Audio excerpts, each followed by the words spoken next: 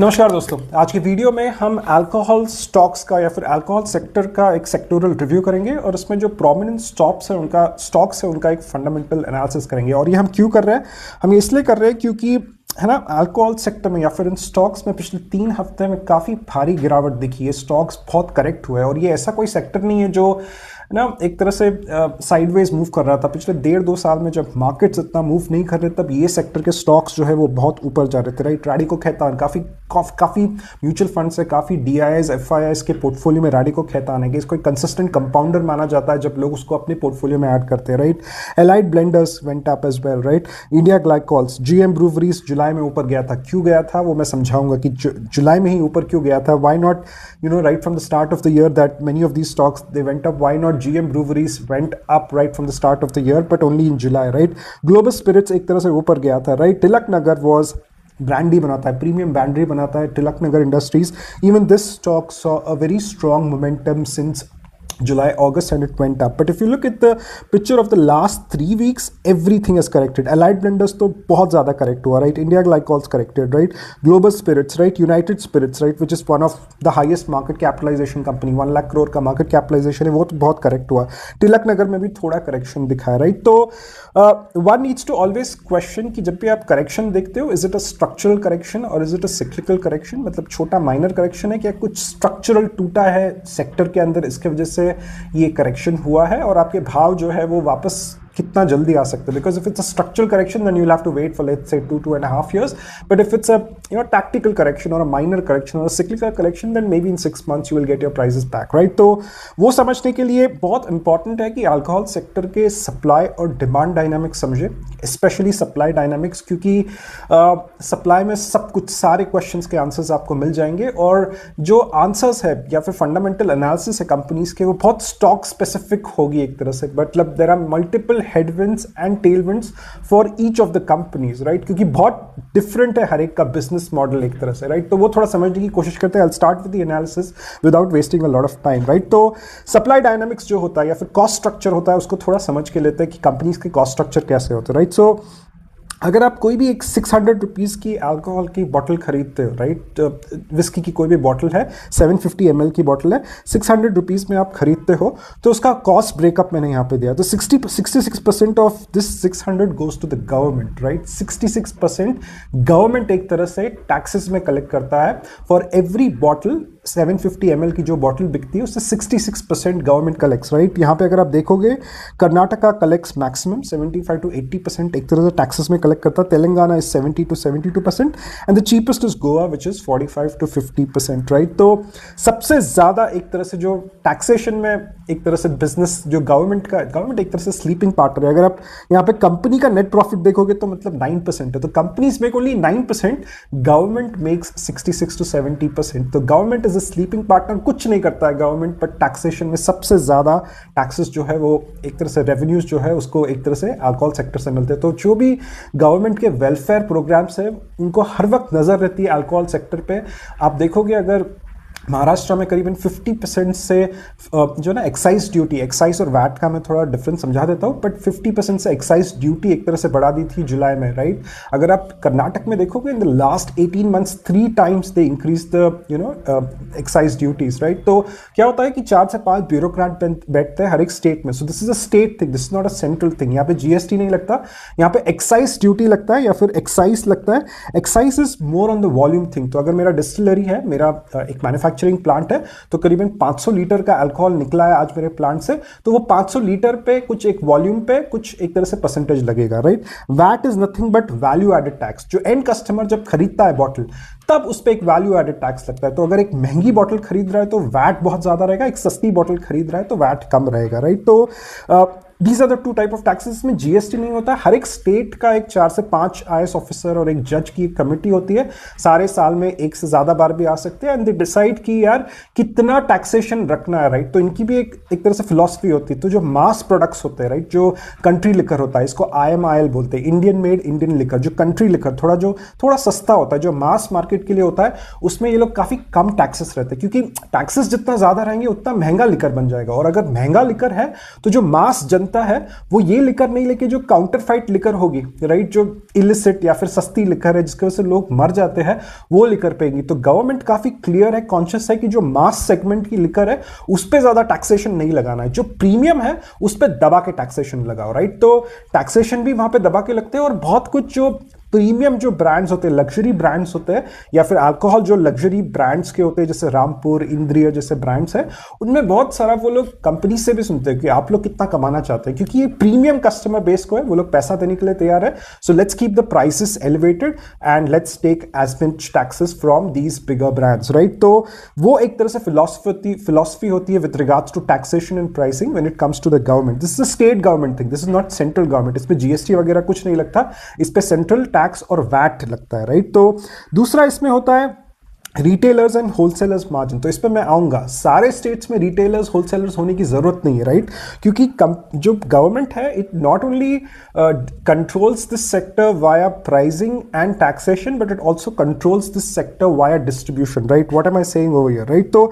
अगर आप private retail देखें, राइट, तो बहुत सारे स्टेट्स जैसे उत्तर प्रदेश, अभी बहुत रिसेंटली आंध्र प्रदेश भी ये मॉडल फॉलो कर रहा है, महाराष्ट्र में ये मॉडल है कि ना एक प्रॉपर मॉडल है जो डिस्ट्रीब्यूटर डीलर मॉडल होता है, जो आपको केबल्स पे दिखेगा, आपको एफएमसीजी में दिखेगा। तो क्या होता है कि होलसेलर जो होता है या रिटेलर जो होता है वो बहुत प्राइवेट कोई होता है, प्राइवेट एंटिटी होता है, मतलब फोफो जैसे हम फ्रेंचाइजी की बात करते हैं, तो वो लोग कंपनीज के पास जाते हैं, कंपनी से माल उठाते हैं, इन्वेंट्री रखते हैं और अपने जो दुकान होते हैं रिटेलर्स या होलसेलर्स उनमें एक तरह से माल पास करते हैं। जैसे फार्मास्यूटिकल्स के होलसेलर्स होते हैं, रिटेलर्स होते हैं, सेम अल्कोहल के भी होते हैं, राइट। तो यहाँ पे जो होलसेलर रिटेलर मार्जिन जो होता है वो 10% होता है। But if you look eight states like Karnataka, इसमें क्या होता है, जो KSBL है, KSBCL, यहाँ पे गवर्नमेंट का एक एंटिटी होता है, वो बड़े कंपनीज, जो ये कंपनीज को हम डिस्कस कर रहे हैं 8, 9, 10 कंपनीज, उनके पास जाके बल्क में माल उठाता है, राइट। बल्क में माल उठाता है, पेमेंट देने के लिए थोड़ा टाइम पास करता है और वो बल्क में माल उठा के एक तरह से रिटेलर को पास ऑन करता है। तो बीच में होलसेलर जो होता है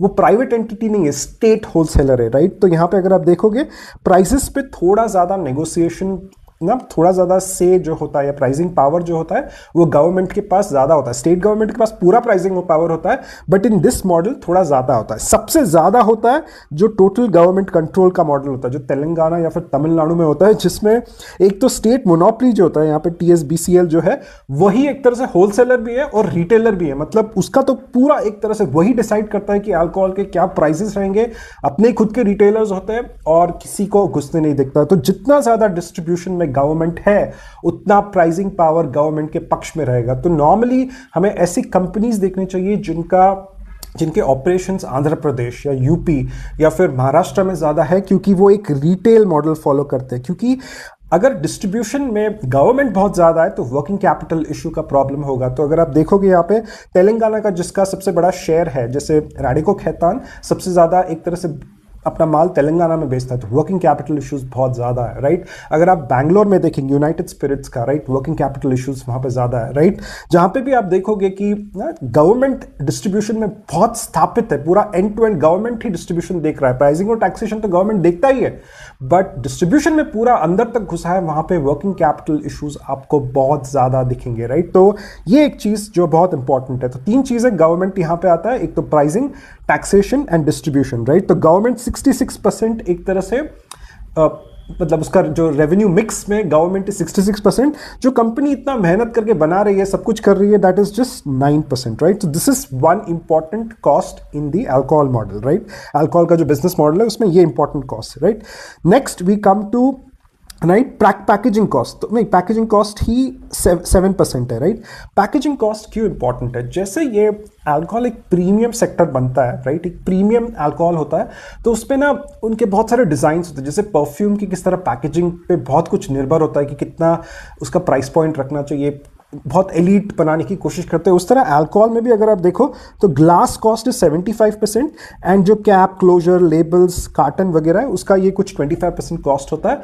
बट यहाँ पे क्या हो रहा है कि ये जो हाईफाई जो ब्रांड्स होते हैं या फिर लग्जरी ब्रांड्स होते हैं, लग्जरी अल्कोहल जो बनता है राइट, उसमें वो लोग रिसाइकल्ड ग्लास नहीं यूज़ करते वो लोग वर्जिन ग्लास यूज़ करते हैं, क्योंकि उनको एक कस्टमर एक्सपीरियंस देना है कि यार मैंने देखा है फॉर एग्जांपल जो भी गेट टुगेदर्स में मैं देखता हूँ कि लोग बहुत एक्साइट हो जाते हैं कि जब कोई अल्कोहल का पैकेजिंग एकदम प्रीमियम पैकेजिंग देखे, मतलब लोग एक्साइट हो जाते हैं। मैं देखता हूँ, I personally do not drink alcohol but I see faces of people when they see alcohol which is packed very well और the bottle is of a different shape and you know people get excited by this right, and nobody thinks about prices. तो यहाँ पे जो भी premium players है right, जैसे United Spirits is a premium player right, Radico Khaitan एक premium player है, ये लोग कोशिश करते हैं कि बॉटल जो है वर्जिन बॉटल यूज करें, ना कि रिसाइकल्ड बॉटल यूज करें, ताकि वो डिजाइन वगैरह में वो लोग ना अच्छा एक प्रीमियम फील देख सके कस्टमर को right. So packaging cost is 7% of the total cost right.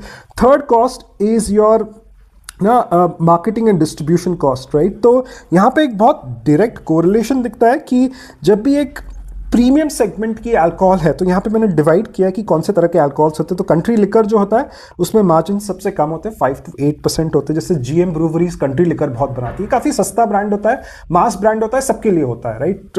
दूसरा आप IMFL देखो या Indian made foreign liquor right, ये इकोनॉमी क्लास का होता है, इसमें करीबन 10 to 12% मार्जिन होते हैं।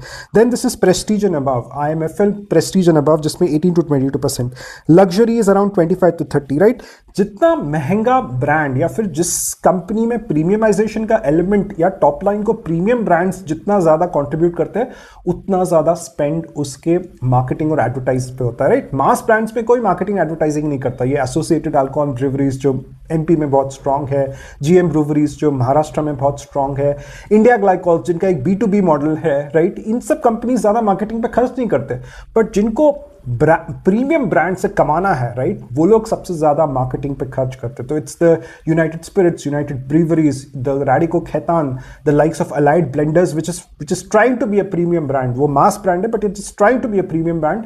ये लोग सबसे ज्यादा एक तरह से मार्केटिंग एंड डिस्ट्रीब्यूशन पे, मार्केटिंग एंड एडवर्टाइजिंग पे खर्च करते हैं right. Then you come to the last one which is your raw material cost, 6% है raw material cost, मतलब मैन्युफैक्चरिंग सबसे छोटा कॉस्ट सेंटर है राइट। इसमें थोड़ा कैच है, मैं समझा देता हूँ कि किस तरह मैन्युफैक्चरिंग होती है यहाँ पे अल्कोहल की राइट। तो दो तरह की मैन्युफैक्चरिंग है राइट। एक तो क्या होता है, शुगर केन जो होता है, जो चीनी कारखाने होते हैं या फिर जो शुगर मिल्स होते हैं राइट, वो लोग क्या करते हैं, शुगर केन को लेते हैं, उसका रॉ मटीरियल है और उसको जो एंड प्रोडक्ट है वो शुगर बनाते हैं, उससे चीनी बनाते हैं, बट उसका जो बाय प्रोडक्ट है उसको मोलासिस बोलते हैं राइट, मोलासिस। तो शुगर केन बनाते वक्त आपको मोलासिस एक बाय प्रोडक्ट मिलता है राइट। सिमिलरली आप राइस और मेज लेते हो राइट, ब्रोकन राइस और ब्रोकन मेज बोलते हैं, उसको जब आप प्रोसेस करते हो तो उसका एक प्रोडक्ट बनता है rectified spirit right, rectified spirit right. अब जो ये डिस्टिलरीज होते हैं या फिर चीनी कारखाने होते हैं राइट, या जो भी ऐसे कंपनीज होते हैं जो खुद ये कर रहे हैं, मतलब शुगर केन टू मोलासिस बना रहे हैं या फिर rice and maize to rectified spirit बना रहे हैं, उनके पास दो ऑप्शन होते हैं राइट। ये जो मोलासिस और रेक्टिफाइड स्पिरिट है, इसको या तो फिर ENA में बदल दो, ENA का फुल फॉर्म है एक्स्ट्रा न्यूट्रल अल्कोहल, जो अल्कोहल बनाता है राइट, या फिर अल्कोहल का एक इंटरमीडिएट प्रोडक्ट है। या फिर उनके पास दूसरा ऑप्शन होता है कि यार ये जो ऑयल कंपनीज है BPCL, HPCL, जो ऑयल बनाते हैं इथेनॉल ब्लेंडिंग में उसको दे दो राइट।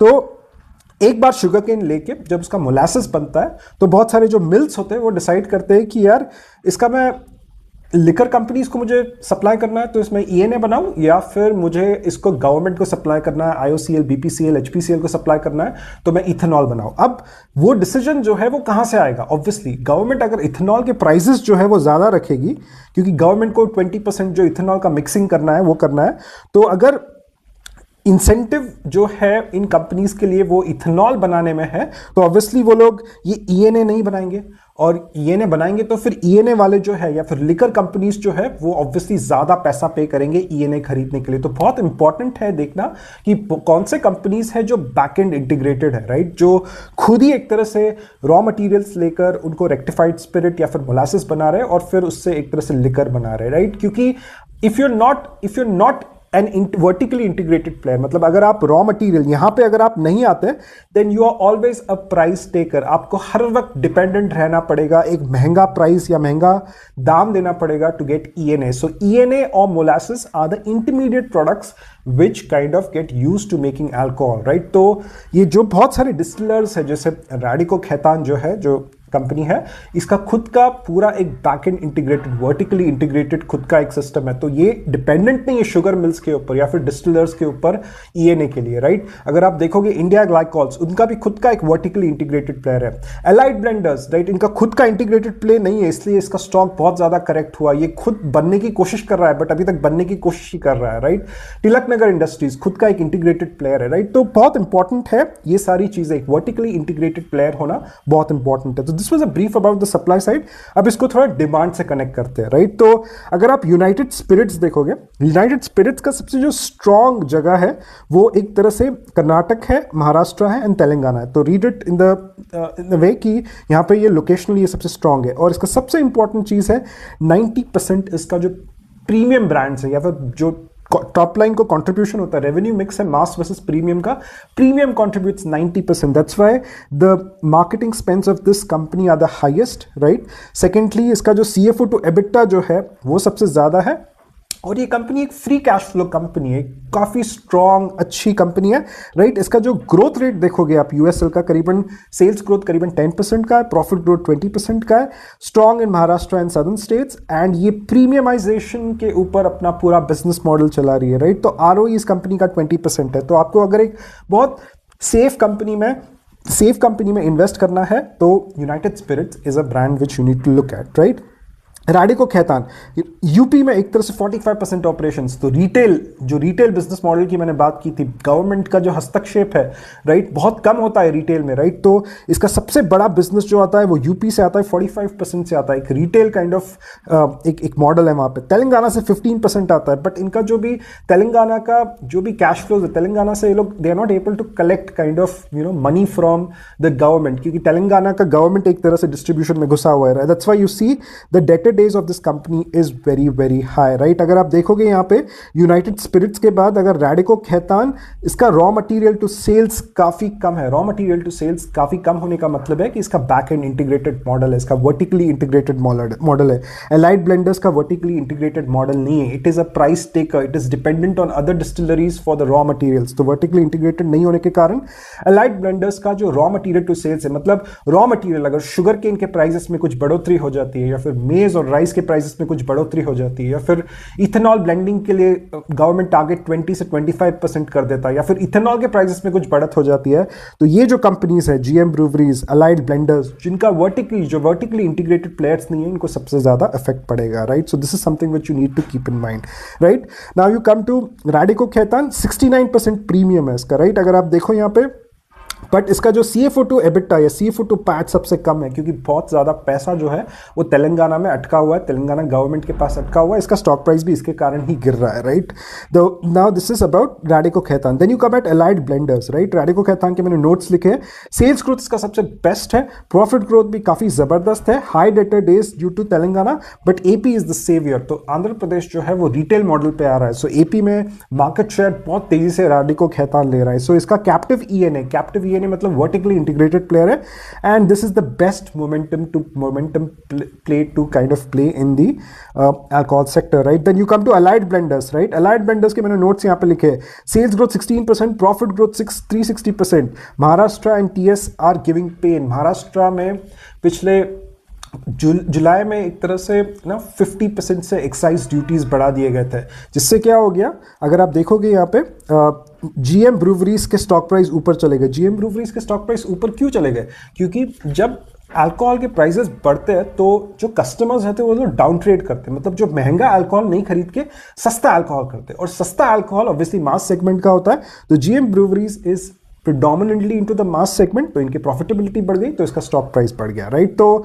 एक तरह से इसको डाउन ट्रेडिंग बोलते हैं। You don't want to buy the expensive liquor, you go for the cheaper liquor, right. तो अलाइड ब्लेंडर्स का अगर आप देखोगे 43% प्रीमियम है, इसके नोट्स मैंने लिखे हैं यहाँ पे, right. High debt, the debt to equity for Allied Blenders is the highest, this is what Allied Blenders stands, right.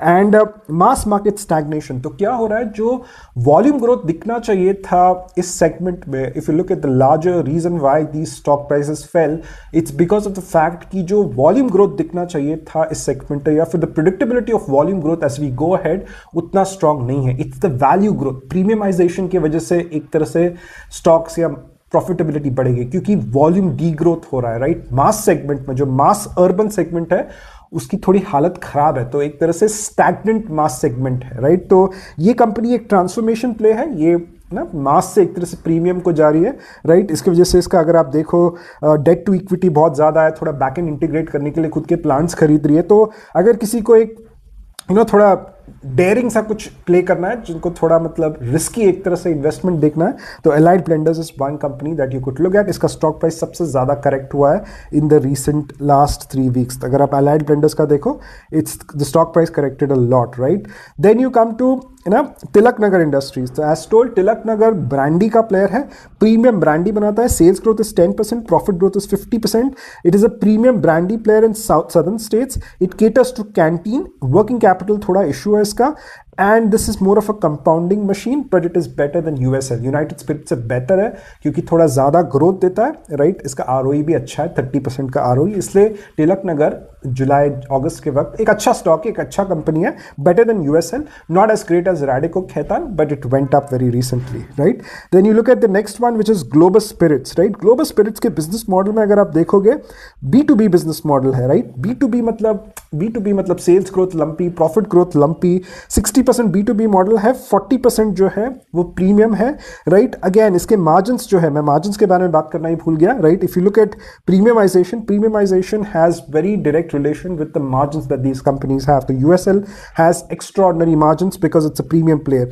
जैसा प्रीमियम कम होते जाता है, जैसे मास बढ़ते जाता है, मार्जिन्स एक तरह से कॉन्ट्रैक्ट होते जाते हैं। तो जो नीचे के 2-3 कंपनीज है, अगर आप उसमें देखोगे, the margins is around 10 to 12%, 10 to 11%। Why? Because ये थोड़ा जो है मास सेगमेंट को केटर करती है और B2B सेगमेंट को, इंडस्ट्रियल जगह पे एक तरह से सप्लाई करती है, राइट। तो ग्लोबल स्पिरिट्स का sales growth is 10%, profit growth 318% है, बहुत सिक्लिकल है, पिछले अगर 2-3 साल का देखोगे तो नेगेटिव में दिख रहा है, right. It's a B2B player with low margins, consumer is 40%, it's highly integrated, right. So one of the biggest strengths about global spirits, तो कल अगर आपके पास कोई खबर आती है कि जो इथेनॉल ब्लेंडिंग प्रोग्राम में गवर्नमेंट जो है 20 का 22 या 25% कर रहा है, तो ग्लोबल स्पिरिट्स का स्टॉक एकदम छप्पर फाड़ के ऊपर चला जाएगा। क्यों चला जाएगा? क्योंकि इनका जो मिल है, जो इनका जो डिस्टिलरी है, इस पे ये लोग ENA भी बनाते हैं, राइट, जो लिकर कंपनीज को सप्लाई होता है, और इथेनॉल भी बनाते हैं। तो जहां पे उनको ज्यादा प्राइस दिखता है, वो प्रोडक्ट बना के उन कंपनीज को, एंड कस्टमर्स को एक तरह से भेज देते हैं, राइट। तो ग्लोबल स्पिरिट्स का business model vertically integrated model है, and they can manufacture ENA as well as ethanol, right. तो आरओई इस कंपनी का काफी खराब है, 3% का, इट्स कॉन्ट्रैक्टिंग, थोड़ा रिस्की एक तरह से play, right. India glycols, right, India glycols और GM ब्रीवरीज अगर आप देखोगे, GM breweries is 100% Maharashtra, right, 5% premium, 95% mass. इसके जो मार्जिन थोड़ा ज़्यादा है, राइट, क्योंकि थोड़ा एक तरह से गवर्नमेंट इस कंपनी को मदद करता है, क्योंकि महाराष्ट्र में बहुत रिसेंटली एक policy I, made in Maharashtra, मतलब ये जैसे इंडिया मेड होते हैं ब्रांड्स, वैसे मेड इन महाराष्ट्र ब्रांड्स। तो ये कंपनी बहुत केपेबल है, मतलब इसका पूरा इंफ्रास्ट्रक्चर महाराष्ट्र में ही है कि, तो एक तरह से इस कंपनी के जो मार्जिन्स जो है और इसका बिजनेस जो है, आप you will see it going ahead, right. इसका डेटर डेज भी सबसे ज़्यादा है, because very localised business, Maharashtra business, and इनका जो पॉलिसी आया है, मेड इन महाराष्ट्र ब्रांड्स को ज़्यादा गवर्नमेंट पुश करेगा, right. So this is GM breweries. India glycols अगर आप देखो तो इसका इंडस्ट्रियल एक तरह से यूज़ बहुत है, B2B है, B2C है।